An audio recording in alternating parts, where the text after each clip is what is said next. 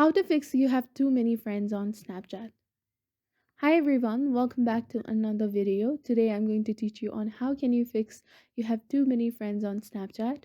So first of all, log into your Snapchat and open your profile and scroll down to go to my friends. First method is to simply remove unnecessary people you randomly added so that you can add someone you know instead.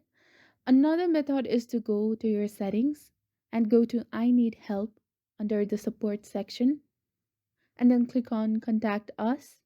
And here you can click on I found a bug, click on yes or still not working question, click on profile and communications, scroll down and click on my profile. Here you have to input your necessary information to Snapchat and under the description, explain your problem about not being able to add too many friends on your Snapchat. So simply write, I can't add more friends on my Snapchat, please help, and submit the request.